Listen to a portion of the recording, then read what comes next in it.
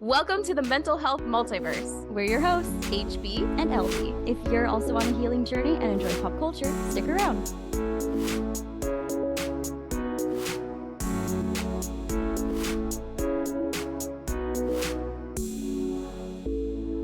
Hello, everybody. Welcome back to Mental Health Multiverse, a podcast where we break down pop culture through the lens of mental health and healing. I am HB here with my co-host LB, and today on MHM we are talking about King Magnifico from the movie Wish. Now, I know what you might be thinking, because there are so many memes on the internet about it, which are that he's the, I guess, like least villainy Disney villain, and I'm gonna have to say personally that I disagree. I think he's a pretty bad guy. I think his song sucks, but I still think he's a pretty villainy villain. So what do you have to say about that, LB? I know, you can see my face and I'm not hiding it very well. I think, like most aspects of this movie, he is underdeveloped and vague, and his motivation is not clear. And nicest way that I can describe my feelings toward him and the movie in general is like if you opened up a new bottle of soda and it was already flat. Oh no. I tried so hard. I was watching it and I was like, come on, give me something. And we can get into it. And this is more of like a story analysis versus like the lens through which we typically watch the movies. It was my first time seeing it. So I don't want to say very high expectations, but you know, this is supposed to be Disney's like 100-year film to celebrate Disney and its pioneering animation and storytelling, and it just really fell flat for me, much like a flat bottle of soda. The contents are there, the ingredients are there, it's just not bubbly, it's just not fizzy, it's not hitting. I disagree. Yeah. I understand what you're saying, and I think that, you know, as we discuss, we will, you know, have little bits here and there. It'll make for a good conversation. I think so. It's very rare that you and I are on opposite ends of liking and disliking a movie, and usually it's flopped. Usually I'm the one that's like, I love this movie so much, and you're like, there's love and gross. That's some deep MHM lore for y'all. Yeah, I saw this movie in theaters when it came out, and I loved it, and my friends who I saw it with did not. And then I saw the discourse after, like the online discourse after seeing it, and I can understand a lot of people's points about perhaps like the story being a little, like you said, vague, or the biggest kind of complaint that I've seen is that there were just too many Easter eggs. It wasn't its own story. It just blended all of Disney into one melting pot and couldn't create whatever they were trying to create. Yeah, it low-key feels like if AI were trying to write a Disney movie, like how there's those memes of how like AI is writing Hallmark movies. That's what this kind of felt like for me, but it not that bad. There is some semblance of a plot. My biggest critique is very much that idea of like show don't tell. And I feel like there's too much telling. There's too much force feeding us the idea that Asha is good and King Magnifico is bad, but there isn't time to develop that. It's just like, boom, this is your protagonist, this is your antagonist, go forth. And it's like, okay, and can I get a little bit more context? And that context is never really given. I mean, kind of, we get it in passing. But anyway, I'm not trying to like yuck anyone's yum. If you also liked it, great. Wonderful. It's just, this is a safe place to share thoughts and opinions, and it's okay to disagree. I think it's a really beautiful story. And for anyone who doesn't know, isn't familiar, there will be spoilers in this episode, clearly. So maybe watch it. But if you also don't care to watch it because someone told you it was horrible, you can listen to this first and then decide for yourself. But the synopsis, according to Disney Plus, is that Wish is about a sharp-witted idealist who makes a wish so powerful that it calls down a magical star from the sky, which is not giving much. But it's like about the movie. It wasn't giving anything. Sorry. So it's about a young woman named Asha who really wants to be the king's apprentice. And they live in a town called Rosas, or a kingdom, I suppose, called Rosas. And the king started the kingdom because a terrible tragedy, which is this where LB says that his background is vague, because a terrible tragedy fell upon the king's original land when he was young. And he and his wife decided that they wanted to start their own kingdom where everyone was accepted and safe and anyone was welcome. And then they went one step further because the king has magical powers, that they would take people's wishes, their deepest and darkest, I guess not darkest, their deepest desires, and they would take the weight off of them, and then they would grant those wishes. And as the movie unfolds, you find out that the king has sort of this weird controlling way that he grants wishes. He takes people's wishes and quote unquote keeps them safe, but he only grants the wishes of people who he feels will not threaten. And he doesn't grant the wishes of people who have wishes that are kind of very aspirational, motivational, and could influence other people. Mm-hmm. And then Asha discovers this when she has the interview to be his apprentice. And she's like, that is actually kind of manipulative, and you probably shouldn't do that. Why are you taking this thing away from people knowing that you're never going to grant their wish? Like, why don't you just let them keep it? And he sort of says, that will cause an uprising. I don't want anyone challenging me. Do-do-da-da-da. And then Asha is very upset by that. And she makes a wish on a star. And then the star comes down and grants her wish, which is basically to have more for the people of Rosas. And then the king sees that as a threat. And that's when he sort of becomes the villain. Like, that's when he gets evil, is he opens up this dark book of magic to capture the star so that it can't give people their wishes back. So that's the plot of the movie. Yeah, I have a lot of notes about that just off the bat. Well, the first thing is that, to clarify, he doesn't really like take the wishes as if by force. They are willingly given up. Yes. He makes it very clear that they will forget about what the wish is. He doesn't take them. They are willingly given up. I do agree.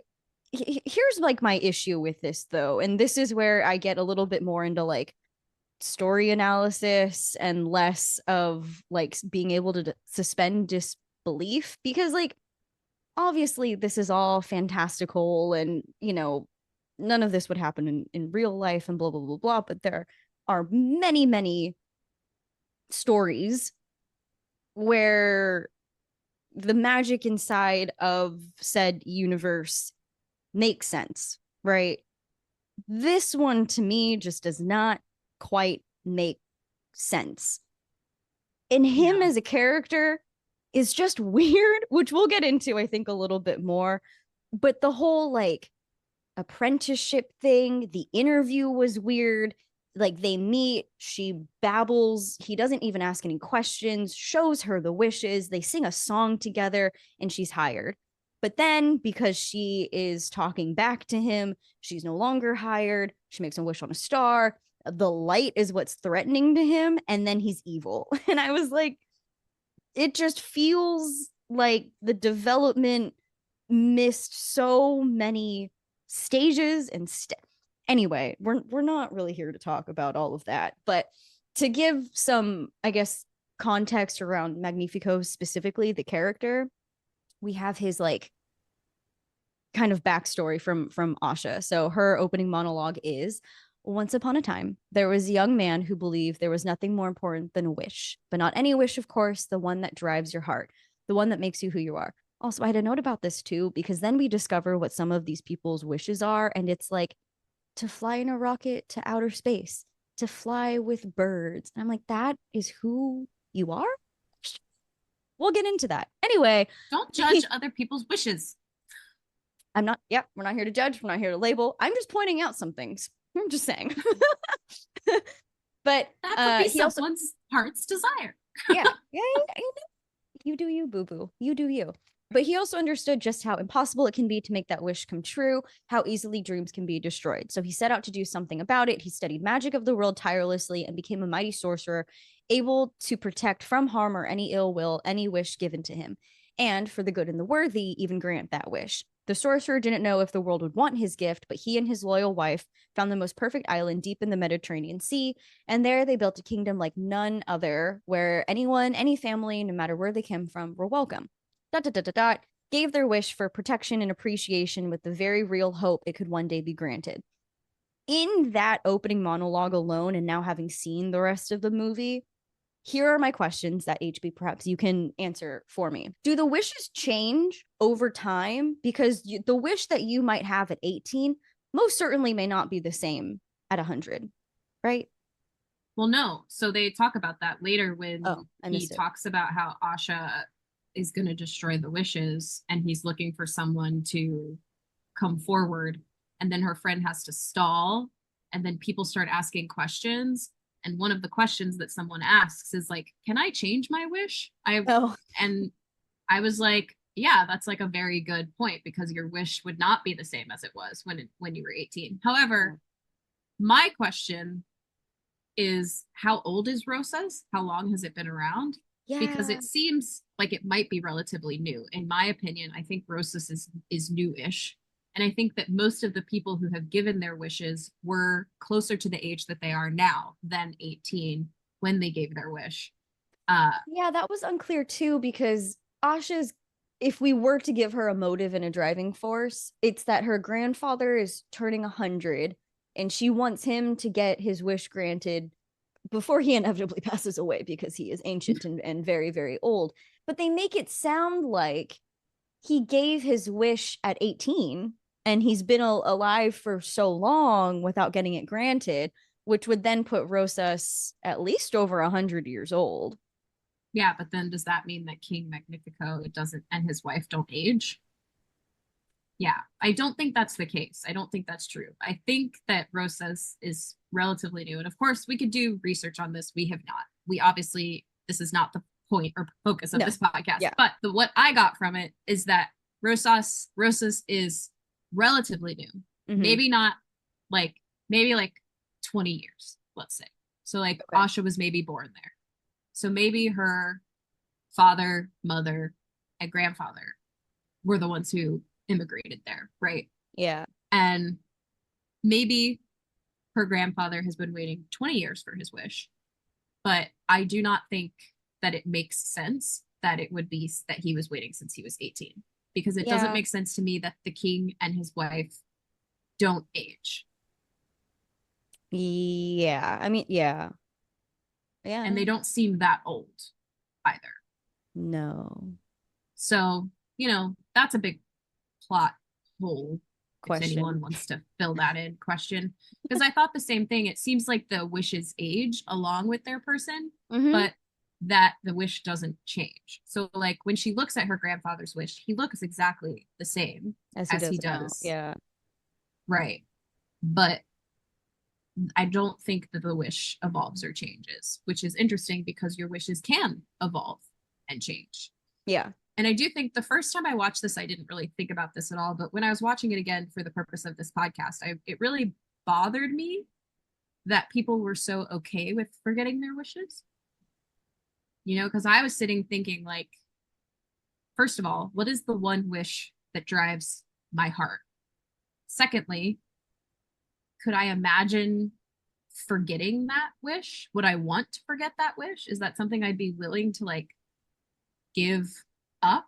And there are some wishes I think like, yeah, I'd be okay with getting rid of the wish to like, you know, be financially secure and have a partner and like all, like I'm okay giving, like I don't think I need that because that feels more like a burden than a wish, right? But like my wish for my business to be successful, which when I was 18 was not a wish that I had, right? Yeah. My wish for my business to be successful and my wish to like help people and my, and you know, our wish with what we do with this podcast, like that is literally what drives me. So I wouldn't want to give that up, you know? And that's like the other question I had is they kind of, they try to make it sound like when your wish is given up, you lose something like a part of yourself. But right there in that opening part, it says like, with the very real hope, it could one day be granted. So they still have hope. Mm-hmm. And nothing really throughout the movie gave me any indication that these people were lacking without their wish. Like all of these people seem very happy. They don't pay rent. They live in what could all kind of be passed off as a utopia or maybe a cult. I don't know. Yeah. Just from the prerequisites of like living there and having to give something up to your king who then has control over your innermost desire. I don't know. But on that same vein, my question for you was going to be, you know, what was maybe your wish at 18 and what's one of your wishes now? My wish at 18 would have probably been to be a like well-known successful actress. Mm-hmm. Mm-hmm. Which I think is very interesting because I can't imagine that now. Like I actually don't want that now, you know? Yeah. Like there is a path. There are several different paths my life could have taken at any point in time. And I think it is different because we don't live in a utopia where you don't have to pay rent and all that kind of stuff. So yes. Keep that in mind. But like, you know, I didn't grow up with a lot of money. And there was a part of me that like dreamt of being so successful that I could provide for everyone in my life. And in my mind, being a famous actress was the way that I could do that.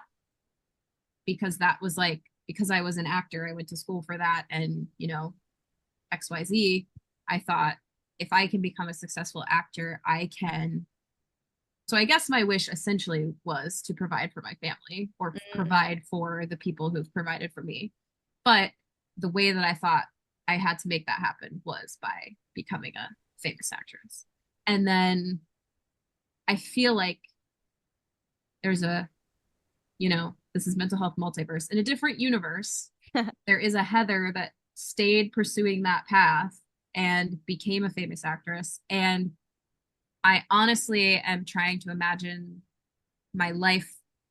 And what happened was, you know, because I moved to New York to pursue acting as well. And I know a lot of famous people because I went to a performing arts school growing up, and a lot of those people are doing pretty good. And then I also went to a college that produced some well-to-do people as well. And living in New York, I've like, you know, networked with and met some people who have become or are famous as well. And I've just realized the like lack of privacy and there's a lot of things that I didn't realize come along with fame that I actually don't want, right? Yeah. And so I think that's interesting, and a nuance that is not really discussed in this movie is the like that your deepest desire, your heart's desire, might not actually be what's best for you sometimes, or like it might have seemed that way at one point, but it will no longer serve you in the long run. Yeah, that was a thought that had come up for me too. Like and that's where I was feeling really conflicted with Asha's whole motivation, was that she wants every wish to be granted, but I feel like they are just on completely opposite sides of the pendulum, you know? It's very black and white. Like, Asha wants all of them to be granted because everyone deserves a chance to be happy or whatever. And King Magnifico is also prioritizing people's quote unquote happiness, but by controlling and filtering through these wishes. Whereas, and I think this is kind of the message at the end of the movie. The idea is that, like, you have the opportunity to pursue your dream, and You have control. You get to decide. Yeah. It's up to you. And I do like that. And I do like, you know, I do think, yes, at the beginning, Asha wanted everyone's wish to be granted, but I think at one point it became, she just wants everyone to have their wish back so they could know what it was. Because, like, when the star gives the wishes back to everyone, it's not granting them, it's just giving them back. Yeah. So they receive their wish, and then it like enters their heart, and they go, oh yes, this was my wish. And then they can decide if that's really what they want, which is why at the end I really like that the queen sort of like networks people, and she's like, hey, you are trying to do this thing and you are also trying to do this thing, why don't you guys become friends and work on it together? You want to fly? Talk to my buddy Peter Pan. There's a theory that Queen Amaya is actually the true villain of the movie. I don't know if you've seen any of those posts, but I think the evidence for that is how quickly she flips on King Magnifico, and how she knows what oil to use to handle the book so that they don't get corrupted. When King Magnifico's whole thing was that he knew the dangers of dealing with the book, but he doesn't take the same precautions, whether it's just out of recklessness or whatever. But, like, how did she know? And now she's the ruler, right? Now she is queen of the whatever. So that is stupid. I don't like that. Anyway, okay. So yeah, there are some plot things. We're not here to break that down and analyze that. I'm sure you can find all of that on Reddit and Tumblr, but we're here to talk about King Magnifico, who is voiced by none other than Chris Pine. I love his voice. His voice reminds me of Dimitri from Anastasia, and I've always had a crush on his voice. Like, not even the character, but just like that kind of raspy, I don't even know how to, husky, like, it's just, I love it. Can I tell you something funny? When I saw this movie in theaters, I thought that King Magnifico was voiced by Pedro Pascal. And all of my friends were like, that was Chris Pine the whole time. And I was like, oh. I thought it was Pedro Pascal. Would if you had told that to me and I didn't know anything about the movie, I would have agreed with you, because his name is Magnifico. There are a lot of, like, Spanish influences, and, like, his wife is constantly calling him mi rey, my king, you know, like. So anyway, that's funny though. And also, he's like in everything now. He's going to be voicing some robot. No, he doesn't voice the robot. He voices an animal in the Wild Robot movie. Yeah, he's like in everything now. So anyway, that's really funny. But I would have believed you if you and I had seen it together and you said it, I would have been like, yeah, that's totally Pedro Pascal. I was like very disappointed when I found out it was Chris Pine after thinking it was Pedro Pascal. I was like, why? Pine was an interesting choice. I think he did a great job. He did do a good job. Was he also the singing voice? Yeah, I think so. Oh, okay. Yeah. Before we move on to King Magnifico, like, breaking him down, I will say that I really hate the song that he has with Asha. Me too. When he shows her the wishes. Yes. What is that song called? I don't even know, and I don't want to know. At All Costs. Because it's called At All Costs, and I hate it because it sounds like a love song. It sounds like they're singing to each other. Yes. Yes, and I know that they're But both supposed to be singing to the wish. And that's the other thing too, is it felt like the wishes were an allegory for like children or something, where they were like, we're here to protect you and I love you and all this stuff. But I agree. right. I was listening to it like this does not fit the vibe No, at all. it did I not also fit. don't like his own song, whatever that one's called. Yeah, his song sucks too. And that's the one that people were like playing on the internet. This is the thanks I get, I think is what it's called, but that's Yes. the chorus. Like, this Yeah, is yeah, the yeah, thanks I get. And the memes that came out of this, because people were comparing his song to Hellfire Oh from yeah. Hunchback. And it's like you have this literal song, like demonic, sort of like almost pedophile, like, Mm-hmm. compared to someone who's like not being paid attention to enough. Yes. Very like predatory hellfire, and then and it's all self-inflicted too, which is like my other issue is like, you are doing this, my guy. Yeah. You created this kingdom and these rules, and you're the one taking wishes. And Yeah. sure, on one hand, it is annoying that they are just like demanding their wishes get granted now, I guess, but like, you have set this press. It's like, I don't know. To me, it felt very much like like a parent who has spoiled their child, and now their child is ungrateful and spoiled, and the parent is angry at their child. I don't know. Yeah. Yeah. Yeah. Well, but the evolution of the song, I don't like it. But that he goes through a sort of evolution throughout the song that sort of teeters from like selfishness to narcissism to evil villain to being like, I am a bad guy, like I am the villain, because that's when he opens up the book and is like, I'm gonna do this, like I'm going to Yeah. become Scary King, right? Like, yeah. It's so the song is too like upbeat and like a little silly, but the transformation he's going through is actually like him becoming the big bad, if that makes sense. Yes. Sure.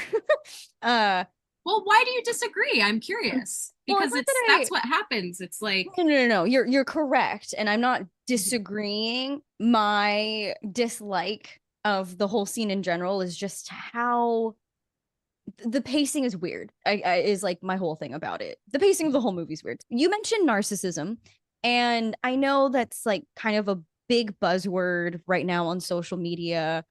Basically, anyone who thinks too highly of themselves or talks about themselves too much is kind of deemed a narcissist.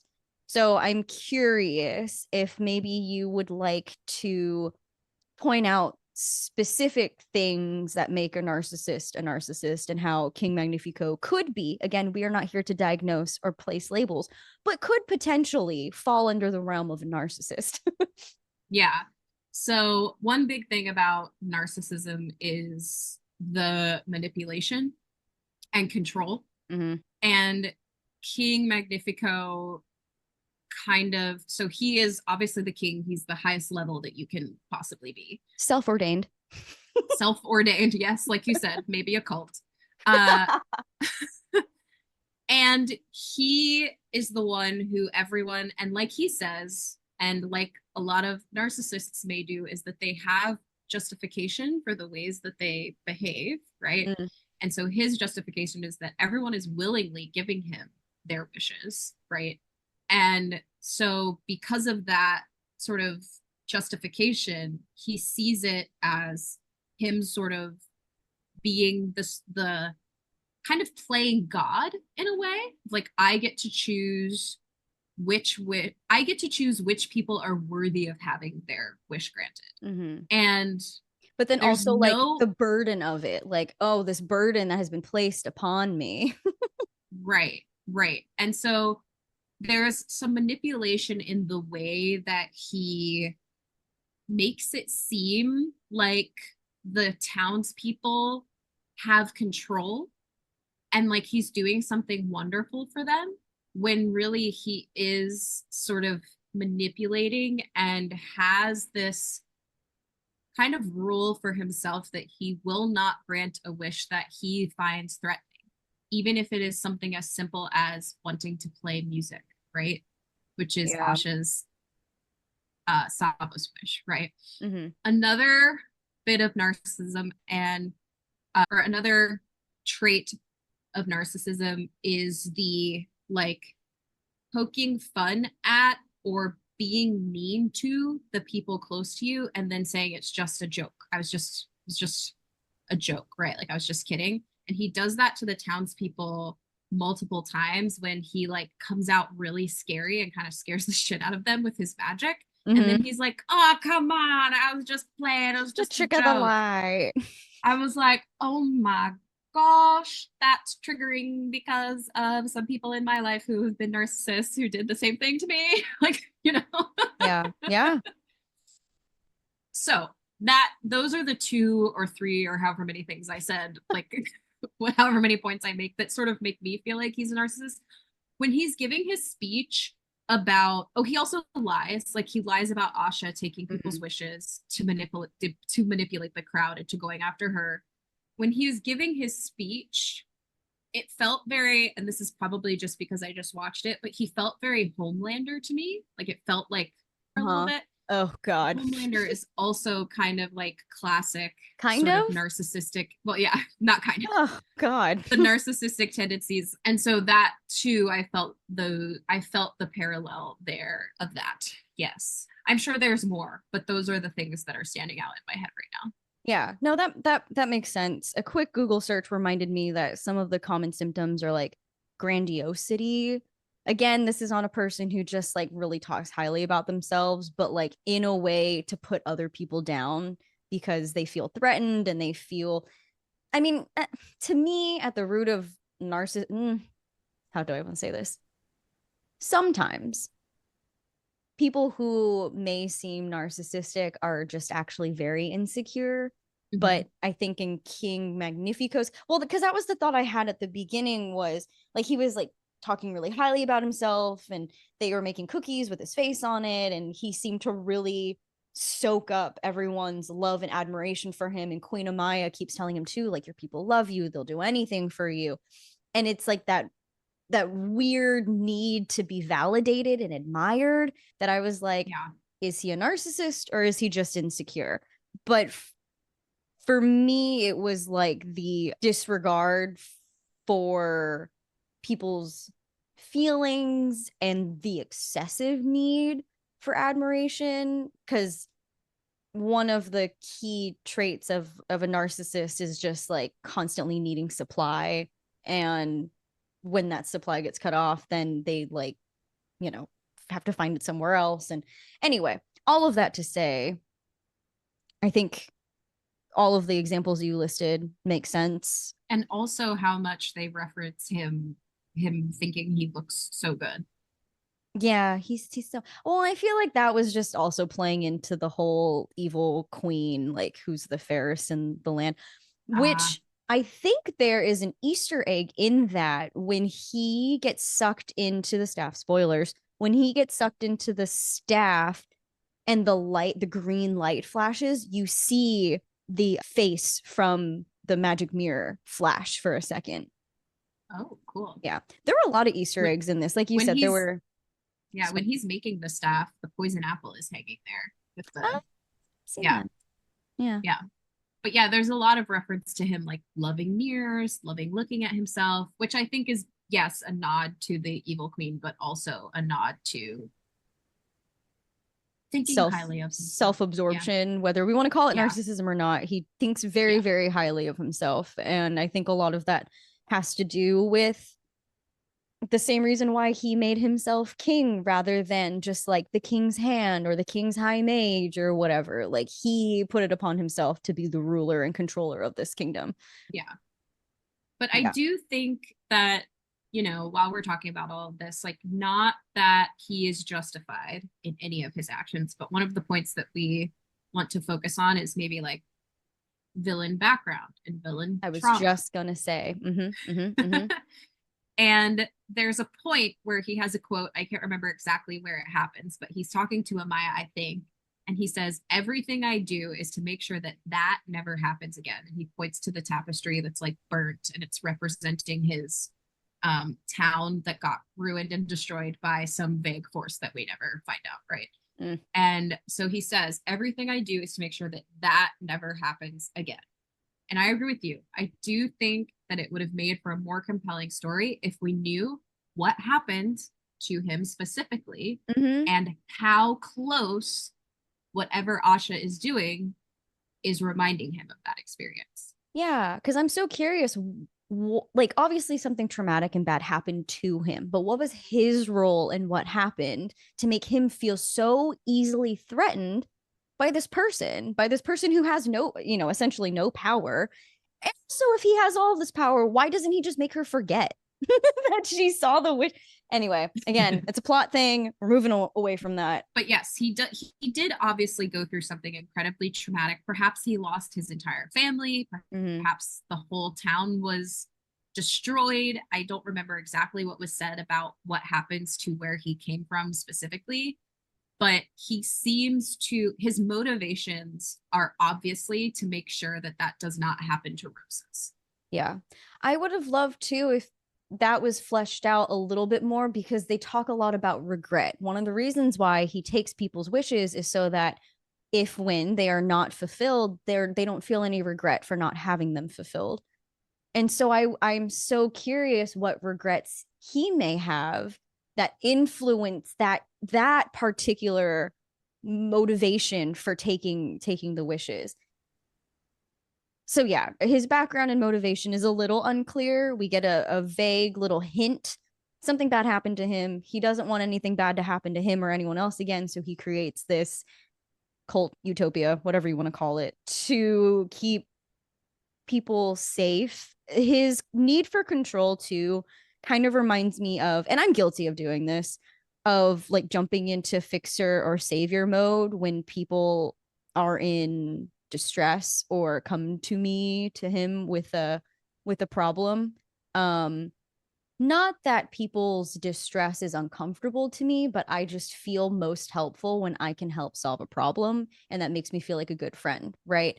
In his case, though, it seems like he is just so uncomfortable with anything quote unquote bad.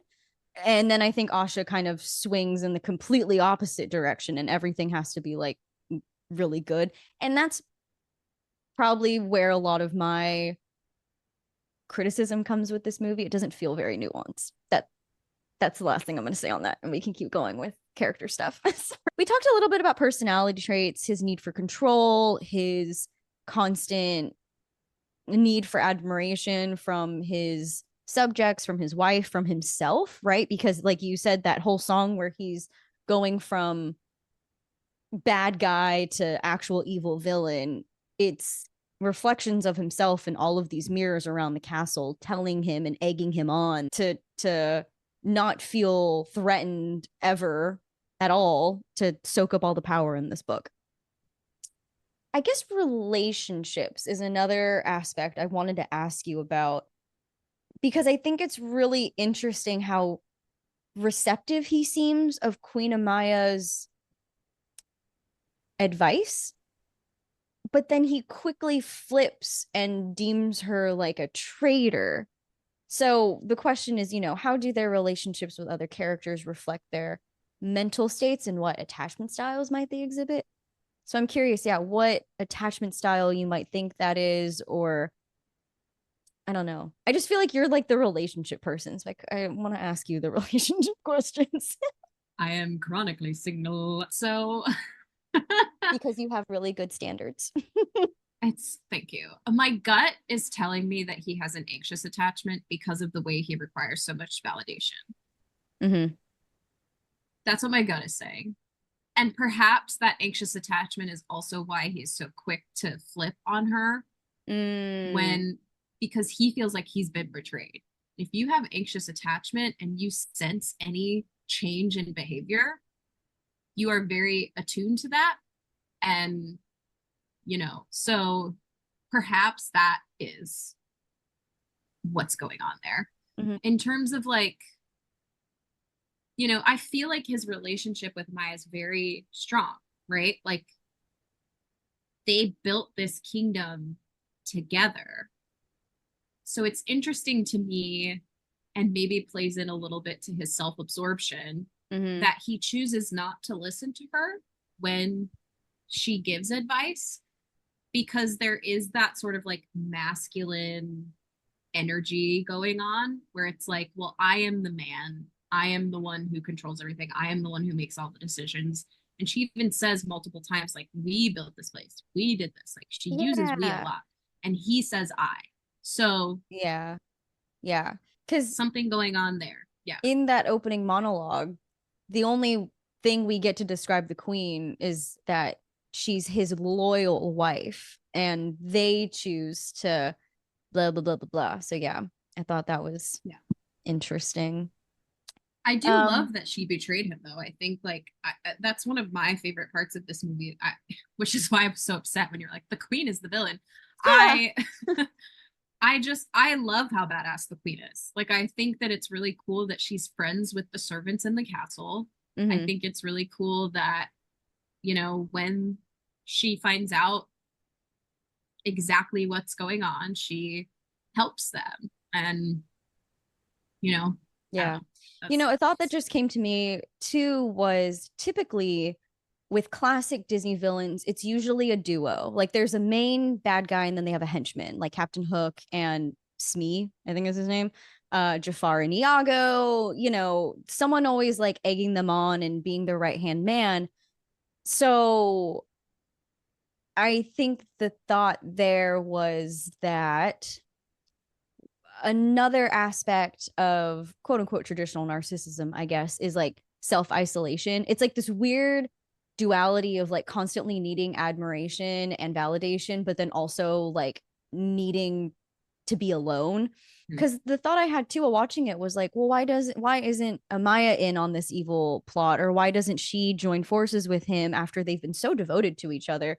But I think that might be another indicator of like his narcissism, is that despite loving his wife and despite everything they built together, it's him. It's just completely him. Yeah.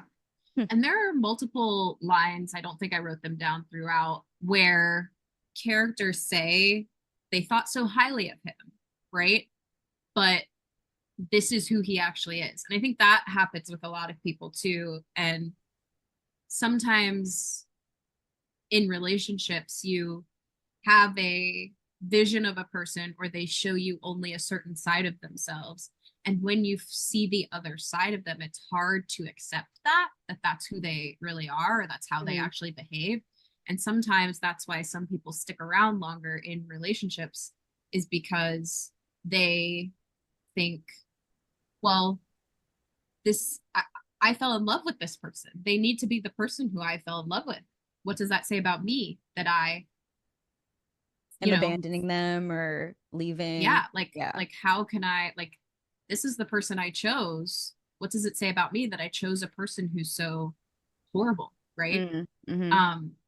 It's hard to admit that sometimes. But that's why I really like the song Knowing What I Know Now.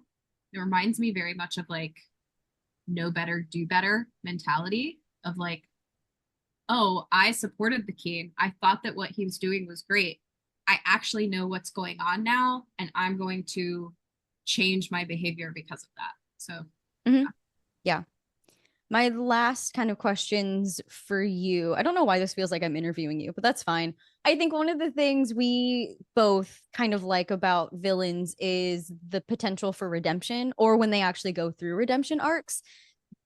So my question is, do you think King Magnifico could be redeemed? And I think the answer is no. But if he could, like, what would he need to have done in order to be redeemed? I love this question. I also will fast forward a little bit and say, like, in our previous seasons, we've kind of touched on some villains who have died, basically, and whether or not that's what they deserved, right? And I think a lot of times Disney villains should not necessarily die. They should receive a punishment that is equal to what they did wrong, right? And so like Dr. Facilier from Princess and the Frog, his ending is horrifying. Yeah. Horrifying. And for those of you who don't remember, he gets dragged into the shadow realm by the, by the voodoo people. So it's like really scary. Yeah. Now, King Magnifico, his end is that he's trapped in the staff. And I think that's an equal ending. Like, I think that is it's basically like being imprisoned, but like the queen says, I know you love mirrors. So it's kind of like an ironic ending, or like, it's a great button on how he treated the kingdom. Now, in terms of what he would need to do to be redeemed is, in my opinion, being trapped in the staff somehow undoes the hold that this evil magic book has on him, right? Which is what made him more evil, right? So the dark magic leaves him because he's trapped in this staff, and somehow that it like sucks the dark magic out of him.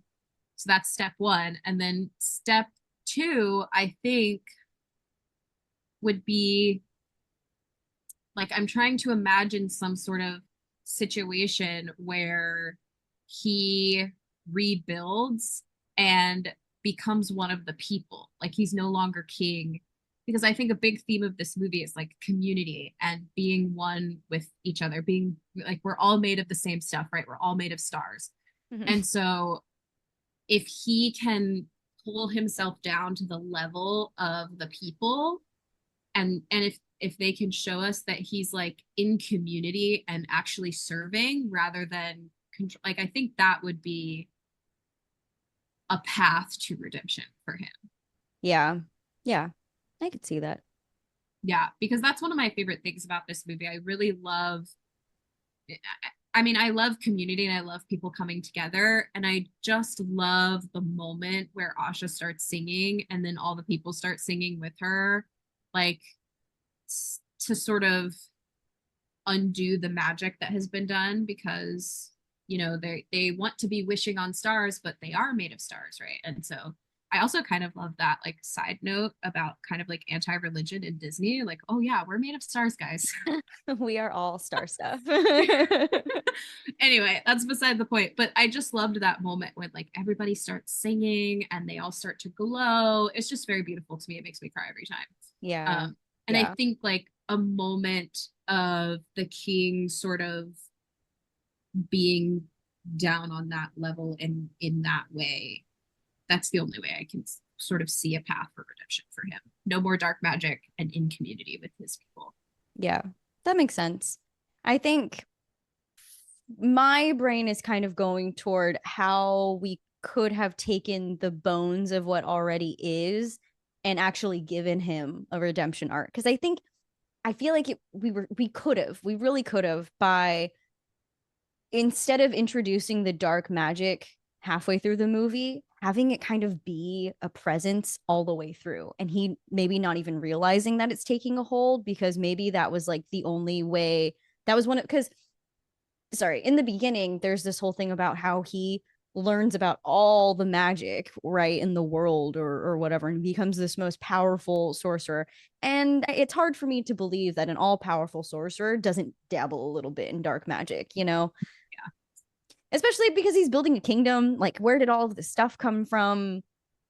Anyway, thoughts, whatever. So maybe part of protecting, quote unquote, protecting the wishes is by using some of this dark magic, but he puts on this facade that he's not, kind of like Lotso. I don't know why my brain is going there, but like this very kind, jovial, compassionate, understanding, quote unquote, ruler or authoritative figure.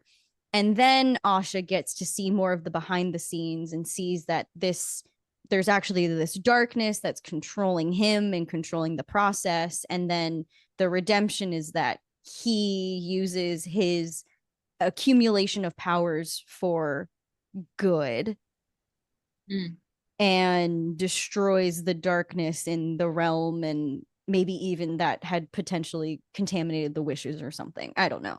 Interesting. Yeah. on a scale from like, I'm trying to think. Okay, on a scale from like Yzma tries to kill someone. I'm trying to think of a very tame villain. Like, okay, on a scale from Dr. Doofenshmirtz, who is not very evil at all, and he's just a scientist who's trying to be evil, but is actually a really good guy, to Frollo, who, you know, commits genocide, murder, and is actually Stockholm syndrome. Where would you place King Magnifico in that spectrum? That's a good question. I would put him in the middle. Okay. I don't think he is the joke. I don't think he's a joke as a villain, which I think a lot of people on the internet are making him seem like a complete joke. I think the song doesn't help. I think that he is a villain Mm-hmm.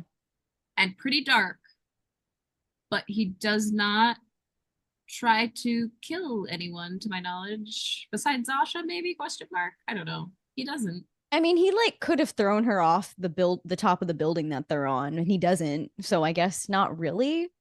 Yeah. He's a Like, bad really guy, just... but he's not an evil guy. Yeah, it's hard to say. It's hard to say because, like, the thing is that he's very controlling and he's very manipulative, and that is, you know, not great. Yeah. But he's not trying to enslave or kill the people. Right. He just wants them to do what he just wants to have control. So it's like, it's, I don't know, it's mixed. Yeah. Yeah. So it's like his idea of control is not like these people have to bend to my every will. It's just I want these people to be happy and not challenge me. He didn't take their free will away. He just took their interests, their desires away, I guess. Yeah. Yeah. It's interesting. Yeah. I would pretty much agree with that, and maybe just like on the lower half. Like on a scale of 1 to 100, Frollo being the most villainous, King Magnifico's at like a 40. Yes. Anywho, any other thoughts, notes, quotes before we wrap up? You know who Asha kind of reminded me of? Who? She kind of reminded me of Mirabelle. Just like in her kind of quirkiness and silliness and her dedication to her family. And I think that's where I had kind of high-ish expectations about her character development, because it just felt like her character wasn't as fleshed out like Mirabelle. Like, I wasn't, by the time we meet Mirabelle, I'm like rooting for her, kind of, sort of. But when we meet Asha, I'm like, I don't really know you yet. And by the end of the movie, I kind of know you better. But she also doesn't change, which I thought was interesting. I was wondering if you were going to share all the Easter eggs, but since this was the first time you watched it, I guess you don't know them all. I caught a few, definitely like the Seven Dwarves with Dahlia, who I adore. Dahlia. As soon as we meet her, I was like, you're so cute. Yeah, it took me way too long into watching the first movie to be like, her friends are the Seven Dwarves. When I realized it, I like hit my friend. I was like, oh my God. And he was like, yeah, I noticed that the first time they showed them. I was like, it came to me in the scene when they're like hiding after King Magnifico like has outed them. Oh, yeah. I was like, they're the Seven Dwarves. And my friend was like, yeah, duh. Like, I've known that since they were first shown. Dahlia is literally Doc with her glasses. They're sneezy, dopey. I didn't get it. It's okay. That's okay. That's why we're here. It took me a minute. When I got it, I was like, oh my God. To talk about it. At one point, when the star gives Asha the magic wand, she looks just like the fairy godmother from Cinderella. Bambi's in it. I don't know who John is supposed to be. If that's Little John from Robin Hood, the bear. Probably. Anyway, the carriage turning into the crawly thing for Beauty and the Beast. Oh, yes. There's another Beauty and the Beast reference, but I forget. Yeah. I just remember thinking, that's the second one. Yes. Peter Pan. The ending, obviously. Did you watch the end credit scene? Oh, I didn't for this. Oh, okay. I don't remember what it is. There's a really cute end credit scene where what's her grandfather's name? Saba? Saba is playing guitar on that tree, and he's just staring up in the stars, and it's the Disney theme, and he's playing guitar. It's really cute. I really like that. The Mickey Mouse ears over the castle, the like shooting star over the kingdom. I feel like there were more that I noticed when I was watching, but of course I didn't write them down because I forgot about it. Oh, when they are pulling on the ropes to open up the roof where the wishes are being held, one of them screams like Tarzan. They do the as they're on their way down. I thought that was pretty funny. I already talked about the magic mirror face. Yeah. I also just love the little star. How cute. He was so cute. Yeah, I liked his character design a lot. I love when Asha was like, be discreet, and he just comes out with a little mustache on. I was like, that's so funny. You're so Don't be cute. suspicious. Don't be suspicious. Yeah. How did you feel about the goat? Oh yeah. I could have lived without the goat. Isn't it Alan Tudyk again? Like it is. And that's why I'm like kind of sad because I really like him, but yeah, I didn't really love that choice. I think the goat was cute, but I don't know. Could have lived without. Yeah. Anyway, as far as Easter eggs go, I can't think of anything else off the top of my head, but I heard that there were so many you can't even keep count. Like they had an Excel spreadsheet to keep track of all of them because there's just so like many. We said at the beginning of the episode, it was like a melting pot of every Disney movie ever made mixed together, and then they were like, here's a new one. Yeah. Interesting. Anyway, those are all my notes. You got anything else? I don't think so. I think the one other thing is that there was a wish. A guy had a wish to be buff, and I was like, you can do it, man. Be buff. I didn't see that. I was just like hung up on the wish about the lady who wanted to fly with the birds.